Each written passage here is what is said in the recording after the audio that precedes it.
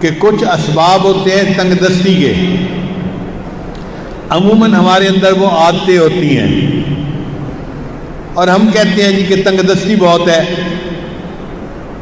ہمیں چاہیے کہ جن چیزوں سے تنگ دستی ہوتی ہے ان اعمال کو چھوڑ دیں۔ پہلا عمل، کھڑے ہو کر جوتے پہن کر ننگے سر کھانا کھانا۔ آج کل شادیوں میں، دعوتوں میں ایک عام سی بات ہے، جوتے پہنے ہوتے ہیں، ننگے سر ہوتے ہیں اور کھڑے ہو کے کھانا کھاتے ہیں۔ اس سے اللہ تعالیٰ رزق میں تنگی فرما دیتے ہیں۔ دوسری بات، بیت الخلاء میں باتیں کرنا۔ تیسری بات، مہمان کو بوجھ سمجھنا۔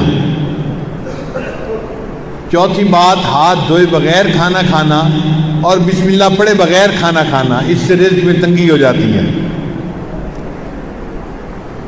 پھر پانچویں بات، کھانا ختم ہو جائے تو کھانے کے برتن کو اچھی طرح صاف نہ کرنا، اس سے بھی رزق میں تنگی ہوتی ہے۔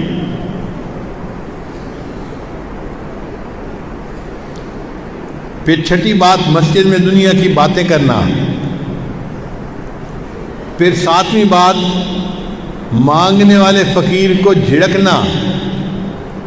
بھئی آپ کے پاس کچھ نہیں ہے دینے کے لیے تو محبت سے اس کو کہہ دے کہ بھائی آگے چلے جاؤ، جھڑکی نہ دیں۔ کئی لوگ اس فقیر غریب سمجھتے ہوئے اس کو جھڑکنا شروع کر دیتے ہیں، تجھے کہا نہیں، تو نے سنا نہیں، جاتا کیوں نہیں؟ تو فقیر کو جھڑکنے سے خود بندہ رزق کی تنگی میں مبتلا ہو جاتا ہے۔ پھر ساتواں عمل، مغرب کے بعد بلا عذر کے سو جانا۔ عشاء کے بعد سونا چاہیے۔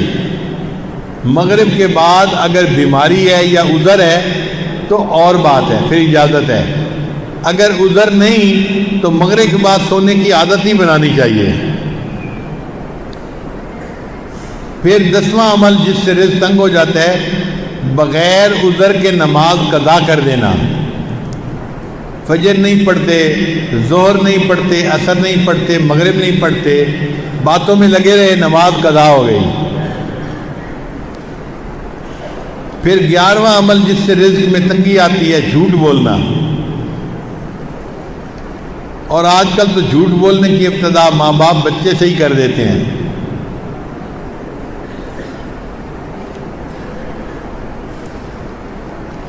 پھر 12واں عمل جس سے رزق میں تنگی ہوتی ہے، گانے بجانے میں دل لگانا۔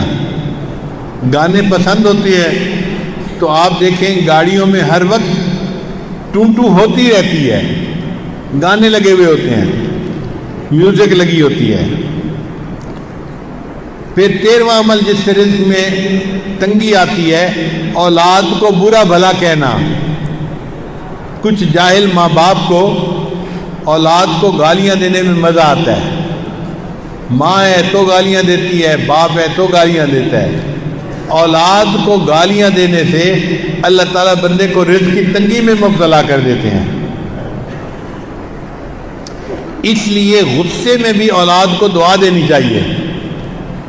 پھر 14واں عمل، قرآن پاک کو بے وضو ہاتھ لگانا۔ بعض لوگ قرآن مجید کی بے حرمتی کرتے ہیں، وضو کے ساتھ ہاتھ لگانا چاہیے، وہ بے وضو بھی ہاتھ لگا لیتے ہیں۔ تو بے وضو ہاتھ لگانے سے اللہ تعالیٰ رزق میں تنگی پیدا فرما دیتے ہیں۔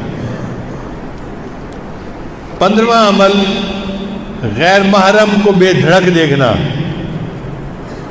بعض نوجوان سمجھتے ہیں کہ ہوتا تو کچھ نہیں، تو غیر محرم کو دیکھو مزے اڑاؤ۔ تو غیر محرم کو دیکھنے سے اللہ تعالیٰ بندے کو رزق کی تنگی میں مبتلا فرما دیتے ہیں۔ اور 16واں عمل جس سے کہ اللہ تعالیٰ رزق کو تنگ کر دیتے ہیں، اپنے اہل خانہ کے ساتھ ہر وقت لڑتے رہنا۔ یہ گناہ آج کے دور میں عام ہو گیا ہے۔ جس گھر میں دیکھو خامد بیوی پہ برس رہا ہے اور بیوی بھی چپ نہیں کرتی، آگے سے کوئی نہ کوئی جواب دیتی رہتی ہے۔ اس نوک جھونک کے بدلے اللہ تعالیٰ رزق کی تنگی میں مبتلا کر دیتے ہیں۔ آپ دیکھیں جو لوگ رزق کی تنگی کی شکایت کرتے ہیں وہ محسوس کریں گے کہ واقعی ہماری زندگی میں یہ گناہ موجود ہے۔